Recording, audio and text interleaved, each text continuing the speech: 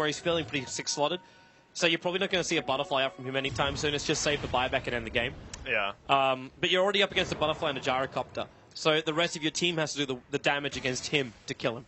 Definitely. So this is probably the best choice, just going into the BKB first. But until he has a basher on AM, he can't really bully one guy that hard. He can run after them, but there's not that good disables on the side of C9. Unless they steal Fisher with Mystery. True. Cloud9, what's the battle they're up against? It's almost 13 to 14,000 net worth and just over 10k in the experience. It's not as bad as it was for LGD in the last game, but at the same time, winnable. There was definitely a couple of things in the draft that was working well for LGD in that last game. Yeah. Oh, looking at this Rubik, Mystery might actually have an Aghanims in this game. He has 3,000 gold, Blink, 4-staff mana boots, and he keeps farming on the lane, so if he gets Aghanims, he can have a massive impact. Look at all the good spells he could steal. And Roche, of course, being taken here. Aegis over on the side of Gyrocopter. Leshrak picks up the cheese. Leave the casual cloak back in the well, but don't worry. We've got Yummy coming out to pick it up. Yep. Our courier for LGD. Beautiful little boy. And Fada is just like digging some paths on the top side of the map, just cutting himself closer to the creeps and running around. Well, any kind of creep skip or pick up you can get, it's going to be worth it. Like, you'll see Zhao waiting the top, but now also maybe 2 hits. You've seen that crit going to work. Last Array won't do anything. Not after maybe gets the BKB off. So SF, free gold, and also that's a long time on the sideline for Alina, but her buyback's coming off cooldown in 15 seconds. So she can be back for another fight. Yeah, definitely. And 81 seconds. That is not great, actually. She's seen the reaction from C9. They're gonna force have to the bottom this lane as much as you can. Oh, yeah. Push the top lane as much as you can, and then come back to defend. You know what's gonna happen when someone gets picked off with that. Oh, Envy! The Divine! He's skipping BKB and going for a Divine Rapier. He's pushing with it. Are they gonna do it? They don't want to fight. They want to push. They can't do a base trade. They cannot do a base trade in this one. He doesn't want to fight. He doesn't have a TP. What? No! We're C9ing this! Go! We're actually going in! He's gonna take tower and go for the tier 4s. We're turning this into a base race, or LGD just play the defense. They pull back. Yao, here comes your Laguna Blade. He's almost dying while they're still ravaging the bottom lane. Vader trying to run out. They've taken out bottom racks. Envy's gonna go to work right now. LGD, where are your TPs? How are you coming back? Silas on the first TP out. It's actually a Rax for a Rax. And Bone 7, there's his TP out. He'll be successful, and Envy actually gets away to safety. They buy space and get a trading racks. What is this? They buy space by buying a Divine. This is the most insane play. I have actually never seen that move before. That's some weird YOLO shit going on here, man. Okay, so he definitely needs to BKB as soon as possible now, because he's running something that he cannot lose. Yes. And when you're it's not sustainable. When you're 0, 4, and 0, split push is the name of the game, so he buys the Divine to do it. At that point, I think we also have to flag the fact that LGD, there was a surprise factor. LGD would not have said, yeah. Any mage bought a Divine Rapier. He's going to have some good damage when he pushes. What ended up happening was LGD, they push in, they take the racks, and then they just stop in the middle of nowhere going, wait, why are we losing our base so quickly? Yeah. Look back, he's got a Rapier. Who's got TPs? I think only like 3 of them actually had TPs at the time. Only the true C9 fans would have seen this one coming. Oh. Like, I'm still trying to recover from this. What is this? So, the question to me is, what do you do? Next fight, you have to take it. You cannot split push again. He buys up the entire BKB. He doesn't even have room for a TP scroll. So, fighting this fight, now it's all down on this fight. It's an all. Wait, so is it actually just down to the fight, or is it going to be... Well, you're right, because he doesn't have a TP scroll, so he can't just TP back. You can't go for the trade-off. Yep, this is it. This is going to be the moment for C9, the test. They smoke up, so there's no vision for LGD to get that early advantage. The Netherward drop Bone 7, hook shot it in, but Zhao Wei force up away at the same time. They pick up Sylar. Remember, he's got the Aegis, plus the Satanic, triggers the BKB to Laguna Blade. They're going to bring him down. He did not use Satanic, but he did use BKB. They've still got time to defend this one. Now Sylar, back to World of Living. They glimmer and force up him away to safety. So LGD get into a more comfortable position, but they burnt their Aegis, and Good what was lost? So far. Laguna was lost, that was it, and hook shot. shot. Laguna very low cooldown as well, 30 seconds, and that's going to be up again. So LGD, do you want to keep pressuring here? They don't. They're actually backing off. And we have a Demon Edge on Gyrocopter. Are we going to see more Divines in this game? It's what? Okay, so in the first round of games, I'd say the first round being game one of all of the series, Knoxville came in and said 4 Divine Rapiers were purchased. 3 of them, actually was it 3 of them or 2 of them were in our game.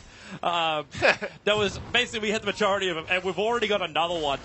Yeah, we're blessed with the C9 Divine games. It's almost a shame there's no predictions inside for the main events and the compendiums, or else everyone, actually, maybe it's a good thing, everyone will be crying right now. Yeah. Magic ends here. Oh. The only time he has ever bought a Divine Rapier before was in a 201-minute epic game, the longest game ever, where they lost to Scary Faces. So you can say for the second time in the history of Dota. I mean, that was some 40-minute Divine Anti-Mage before BKB, before TP Scroll, you know, like, that's some crazy play. Let's see what happens now, LGD. The smoke move. Everyone, 5-man smoke up. They have the way to get in through the mid, but they cannot get high ground vision. Sentry wards, observers are down, and Misery's also holding on to the gem of MMY. And 5.4k golds. Yes. I mean, why? Misery could buy so much right now, but he wants to have buyback very badly. He could even go for something like a Scythe of Vice at this point. He should go Aghanims. There are so many good spells. Like, he can steal spells from very, very, very far away. When you have Aghanims, it gives longer cast range, and it also reduces the cooldown to 2 seconds. So. Yeah. Going from 16 to 2-second cooldown on the spell steal, I mean, it makes a world of difference. Cloud9. It's not a Roshan attempt. He's not alive yet. This is a wait for LGD to walk up this staircase and then create death moment. Don't call it a comeback. Let's do it. They're backing up. That's all of LGD. It's a 5-minute, and they blink into him. Misery, 2 hits from maybe. BKB's expecting some kind of attack. Bone 7, a hook shot TP out. He'll be away to safety. Can we just highlight that was a blind blink in with BKB? He knew perfectly that he was there. They saw them move into the jungle, yes, but he didn't know that he was on that hill right then and there. Yep. That was some play. Very nice by maybe just killing off Rubik immediately. The game sense. Yeah. Either that or it's lightning fast reflex, because he BKB'd the second he arrived on the hill. Yeah, exactly. So he may have just been whoop, straight away. Okay, so Envy. He's almost got buyback again. Yeah. But then again, does that even matter? I don't think it does when you got a rapier in his hands. No, not really. You don't save for buyback. If he can buy anything that makes him stronger, he would, but he doesn't want to really sell the Vladimirs, I think. What's the courier doing? It's a point booster for Misery. Yep. Yeah. He needs the point booster for it. Oh, they're on the hunt. Oh, they saw it. That's the Dire Observer Ward that was watching it, but they can't get into the tree line and kill him. Yep, it's going to get away safely. Okay, so at this point, Envy's next item, should he look to Boots of Travel? Like, is that actually the way to go? Because right now I'm seeing Cloud9 becoming massively claustrophobic. Yes. Like, Boots of Travel next would be the item here. However, you got to keep in mind when split pushing, there are so many things that can pick you off. There's the Nightmare, Fiend's Grip, there's the Shaker, Stun from Fog of War, there's a Hex on Leshrac. Yep. Basically anything can catch you, so it's more travel so that you can push and still join your team. But not really, like, split push too much. Here comes LGD again, and not a single Observer Ward on the field for Cloud9, so they are blind while they farm. 9 and 29. LGD have not been able to close this game out. I want to give a lot of respect to C9 for still being in this game after the disastrous laning phase.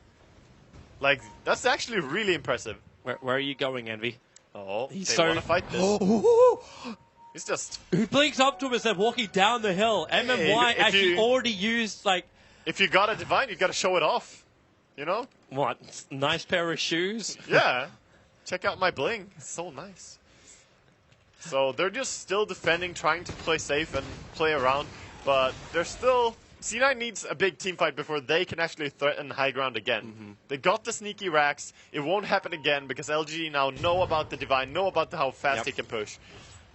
It's still going to be really difficult for this defense. If I actually check out right now the buybacks of C9, everyone but Clockwork has it. Oh, they Clockwork's only short by 300. Rubik. He's out of position. There goes your 3-hit from maybe to finish the job. Actually, it was Leshrac who took the last attack. SF got 2 crits in a row there. Admit? Yep. They jump in. There's your Fiend Strip. They hold Fader. Hook shot up, but it only connected on maybe with Fader. The BKB's helping him survive and even move back with the extra Glimmer Cape. They've committed quite a hefty amount of abilities. Now the Fissure, stolen by Misery. They're force-staffing him away as fast as they can. The Feybol's still kicking in. An LGD. They're poking and prodding, looking for the opening, but cannot find it. That was a very nice save onto the Lina there by Bone7. He was actually medallioning her, because I was wondering, how are you not dying to the Shadow Fiend right-click? And then I look at her, and she had plus 20 armor because of their item build, the Blade Mail, and also the fact that they had Vlad's and Medallion there. So even with the SF presence, so much armor on the Lina. LGD is going to be so sad. They got a double damage rune, but Roshan's spawn time was about 30 seconds away at the time. Yeah. So they're incapable of getting that. By the way, Rubik did buy back during that fight, so his Aghanim has obviously been delayed. I don't know if you mentioned that, but it's Vader's getting more and more money as time passes on. He might even get to buy a new item and still have his buyback if he wants to. Yep. Clockwork will sacrifice his buyback for a Solar Crest, but that's perfect. You can throw that on the anti-mage. The poor man's Butterfly.